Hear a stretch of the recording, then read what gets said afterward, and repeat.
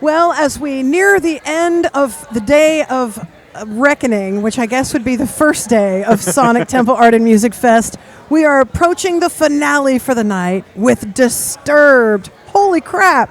How are you, Dan? I'm doing great. Good to see you. You too. Thank you. So you guys are getting ready to take the stage a little bit later on this evening, and we have to figure this out. Okay, now, you can only say as much as you can say. We get it. Uh-oh. But if you don't say anything, you're going to speak volumes. Okay. So- I kind of have a feeling You know what we're going. Okay. So now, look, we know that Ann Wilson was, down in Florida. We know she took the stage with you guys, which was amazing.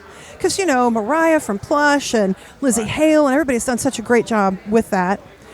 But we also talked about not only Ann, but I said, what about Amy Lee? Because Evanescence goes on right before you guys. So this is my thinking. He says Ann, I say Amy. Who's the winner? Now, I say Ann because Hart was in town last night. Right. So there is a very reasonable shot that there might have been a longer layover, a little free time. Very good observation. Okay. You guys are doing your homework. Okay. That's good Don't to see. tell me, but tell us. See what I did there? I see what you did. A little segue. Were you working on that all day? Or you No, did it that just right on came the to me when I spot? looked at You're you. a natural. You're a natural at this. Should I say? Go for it. No. You don't have okay, to. I'll tell you. You both lost because it's neither one, unfortunately. Really? Ah. Yeah. But, of course, Amy Lee would be a great choice because she's amazing, too. Okay. Yeah. And, but they're just getting off stage and they got their thing. And obviously would be a phenomenal choice. And the routing would work, like you suggested. Yes. But unfortunately, she was unable to stay. Okay. So it can't be her tonight. I mean, it's kind of good. Trust me, we're looking at the routing of her tours, too, and seeing where in her schedules we could try to make something happen, Obviously, with her being the one that sang on it, we would have her anytime she wants to come up. Yeah. But unfortunately, she can't do tonight. So we'll see. That door's kind of still open to maybe somebody else in the moment. But yeah, I know. I did look at their routing, and I think they're actually in Chicago tomorrow. And I live in Chicago, so I might try to get home and go see her show tomorrow. But there you anyways. go. Well, I kind of like that answer because now I'm thinking again. Right. Which my brain doesn't get a whole lot of that. So thank you for kicking my brain into thinking mode again. It's our pleasure. But one thing we never thought about before, and now we have to now that it's been a #1 single for us, and that is that now that opens the door for any guest at any time. And that's what I love about it because, like you said, we had Lizzie Hale and we have Mariah from Plush and we've had Ann. So now that door is kind of open to any other artist, along the way. I hope that we have 100 artists that eventually get up there with us. So we're at the point in our career, we like having, guests and welcoming people up there. And that would be a great honor to have so many great female artists to come up and fill in those shoes. For sure. And you guys even did like a social media thing with the hashtag Don't Tell Me and do this part and let's see and suggest who we should get to come up and sing this. So that took off. Anything's possible. We had a girl from a band in New Zealand come up and sing with us too. She's a local musician out of New Zealand. And who knows? Maybe it turns into some kind of contest locally and we have some other female artists that may be able to join us at some point. Yeah, right on. What's it been like for you guys? Because you've been doing this for so long now. Are you surprised at just the longevity? Do you ever look back and go, man, I didn't realize that here we'd be almost, 20 years later plus still doing it? Yeah, I'm a pretty sentimental, emotional guy. Probably a lot to do with once I had my kids, everything, you get so emotional. Now I reflect on life a lot more. Before I was just a complete, knucklehead all the time. And, now I was reflecting today. I was walking around town by myself and just got some lunch and I'm walking around and I sat by the river and I still have those moments of having to pinch ourselves and realize, how long of a career it's been and how fortunate we are to be in this position of once again coming back to Sonic Temple and be able to headline this again. But just to think of all those days of touring and being, from the garage day bands to getting our record deal and playing all the small clubs around the world. It's definitely many moments where we pinch ourselves and thank our lucky stars that we're still in this and we're still on top of our game and we can continue doing it. Because, the fire's still in us. If we didn't have it, I'd be sitting at home or sitting on a beach somewhere drinking, Mai Tais and enjoying retirement. But, I'm out here. If we're going to be out here away from our family and friends and our kids, it's because it's an addiction to us. We're out here in that stage. It's what we live for. We live for our kids too. Don't take it wrong. Sure. But it's just an addiction. It's in our blood, and we need it. And the crowd feeds us that. I've always tried to explain it, and it's hard to explain to people who do not get it.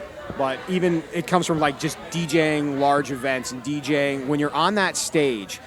And you know that how that crowd is going to react. You have control over what that crowd is going to do next. There's no addiction in the world like it.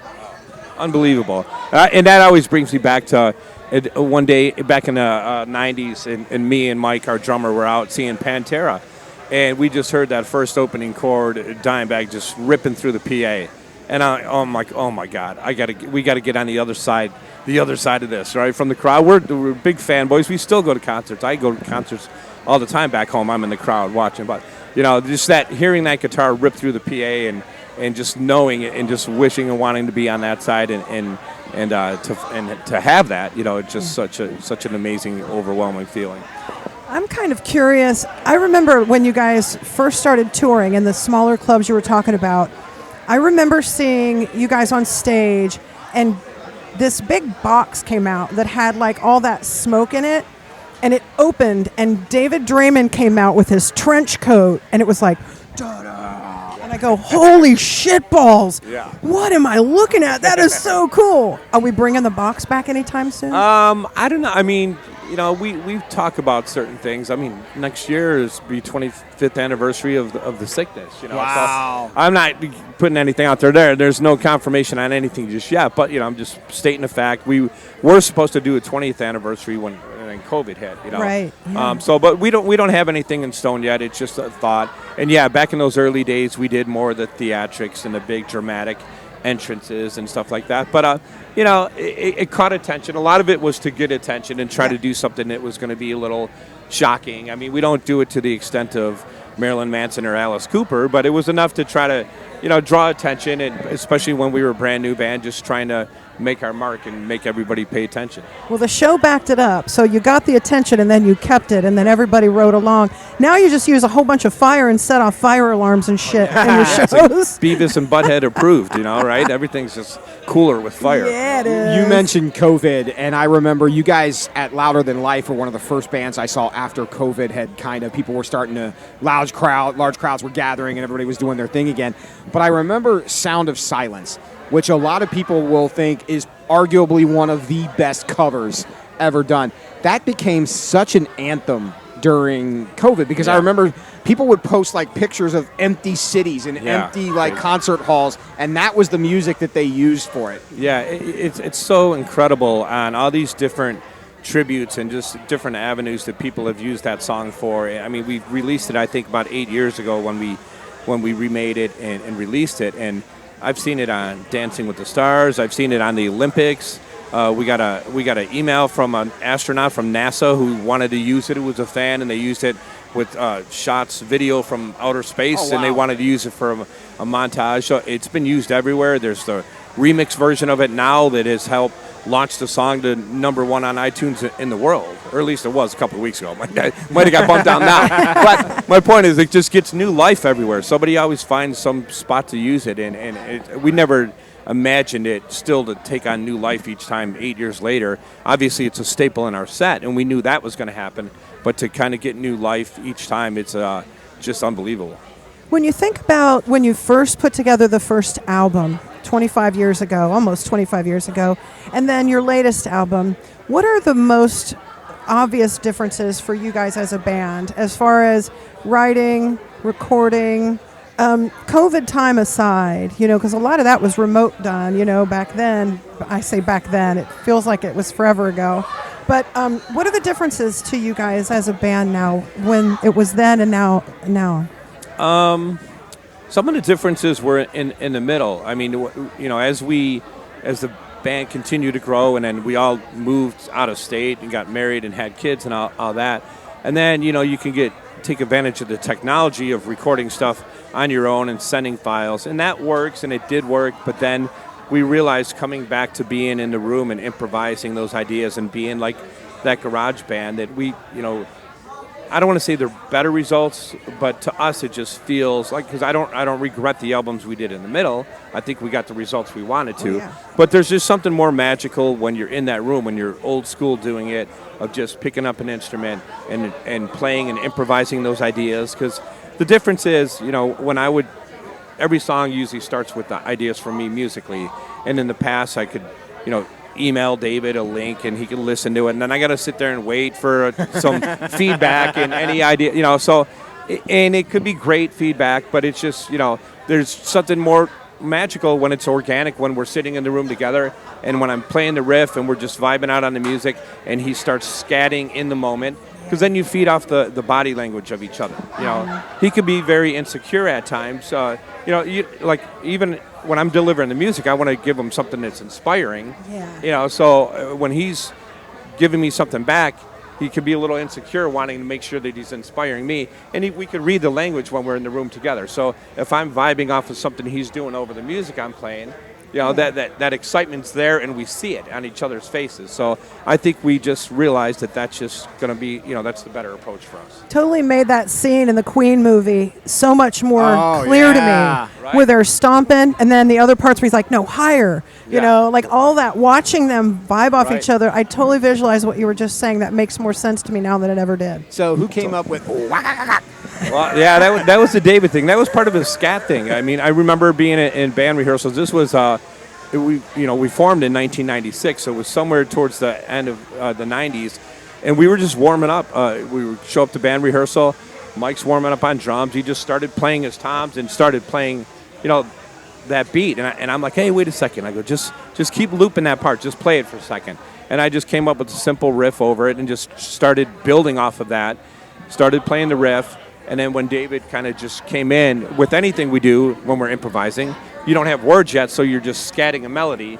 And it was just almost this instinctive, animalistic approach. It just kind of, I did a pause in the music, and he just waka-kaka'd over it. That was it. And then it stuck. We're like, oh, damn, what is that? Kind of little Steven Tyler, kind of Jonathan Davis, And, so it was very cool. And, we were caught off guard, too. And I don't know. It just kind of came out. I don't think it wasn't preconceived or anything. It just came out naturally. And now 25, 30 years later, you have to do it every and night. everywhere he goes, he probably gets somebody coming up to him and saying, "Do the waka kaka," right? So it's a blessing and a curse, right? Right. I thought I saw where he said, I just am so afraid that when I die, they're going to put that on my headstone. It is. If he goes before me, I'm going to make sure that it goes on there. Right? He's also said something about how he likes to make his lyrics for your songs kind of mysterious. And I'm like, I'm still trying to fucking figure out what that wakaka is. Like, what are you saying there? I love it. We're still trying to figure it out, too. Oh, are we allowed to cuss on these? These are online. We're good. Oh, sweet. Swear all you want. Drop them all. All right. So anyway, so now that you guys are kind of coming to the end of this touring cycle, wrapping up some of these Danny Wimmer Festival shows, what are you most looking forward to when you get home and you kind of have a chance to sort of regenerate yourself a little bit? It's crazy because it's hard to decompress when you come from the highest of highs to the lowest of lows. I return home, and unfortunately, three of us got divorced over COVID. So it's kind of hard to decompress. I don't want to get Debbie Downer on this, but it's hard to decompress. I come home to a lonely, empty house, and it's like you're out here on the highest of highs, hitting that stage and that addiction and that adrenaline rush. Then you come home, and it sounds like a good idea of taking a break, for a minute. But you get home, and then you're like, you start missing the road quick again. I don't have an itinerary to tell me what I'm supposed to do in the morning. We joke about that because I'm like, what am I supposed to do? I'm used to this guy right here. That's Guy Sykes, our tour manager. That's Pantera's original tour manager. Oh, He's cool. been with them forever. So, okay. But so I'm not. If I don't have an itinerary from him, I feel lost when I get home. I'm like, Isn't it? What's my day consist of? The sound of silence is deafening. Like, Right? It's weird because, I know, when You just said the sound of silence. I did. I see what you did, You see what I did there? Look what we're doing. But I noticed, You guys are good. there was a time a couple of weeks ago where, my girlfriend's out of town and both the kids had something to do, and the house was quiet. Yeah. And prior to that, knowing they were leaving, I'm like, this is going to be awesome. It's going to Yeah. be just me. I got the whole house to myself. This is great. And then it happened, and I'm like, damn, it's quiet in here. There's like Yeah, right. nothing going on. Like, Right. what do you do? Do you have dogs or anything like that? I mean, we look forward to it. There's things that we're going to go home, see the kids, and obviously there's plenty to do. My daughter just came back from college. She's a sophomore at University of Kentucky. She just got back a week ago. My son's a sophomore in high school, so he's almost done with school too. So there's plenty to do. He's probably going to do a basketball summer league. And then me and him are going to get on the golf course a little bit too. I think we're not great, but we're going to get out there and work on our chops, and try to get him going in the right direction before he develops any bad habits out on the course, But he's at that age. He's going to be 17, and him and his buddies are starting to golf a little bit more. So I want to get him headed in the right direction. So there's plenty of stuff to do. I'm going to see whatever summer concerts are rolling through the Chicagoland area. I'll probably be out at most of them because that's usually what I do too. Anyway, so because you're a fan of the music, you love to go see live music, and you love to be in the crowd and get the vibe. Love it. I'm a staple around the Chicagoland area. With the small venues, there's a place in the south suburbs where I live that I'm up there all the time because I love being in that environment. I love being in that vibe. That's how we grew up to it, and it hasn't left me. Yeah, that's a good thing because you're not burnt out. No, not at all. Hey, the fact that you still want to do this every night for 25 plus years is, that says a lot too. It's in my blood, man. I'm not done yet. Yeah. Well, I'm looking forward to what's coming down the road. I was going to just quickly ask, when you guys have been in the last few months or whatever, have you been writing at all? When we're out here, we just have to switch gears. Right now, it's been focused on the tour and the shows and the production. I do have probably 1,000 riffs in my phone because I'll just record stuff in the moment. I won't get too married to it. I'll just kind of put it in the vault. I'll revisit it later if I'm having a dry moment when I'm writing, and I might revisit it, see if something strikes me again. Yeah. But we'll start out, like I said, a lot of times of just going back to improvising and trying to capture something new in that moment. So I'd rather wait for that to happen first. And if I need to grab a riff here or there, if something's not coming together, then I got something to fall back on. Right on. Well, tonight is the night. Our headliner, 9:20 on the Temple stage. Disturbed. Dan, thank you for your time. Thank you. Go kick some ass here in Columbus, Ohio, because they need their ass kicked that real bad. See? Love it. Thank you, guys. Thanks a lot.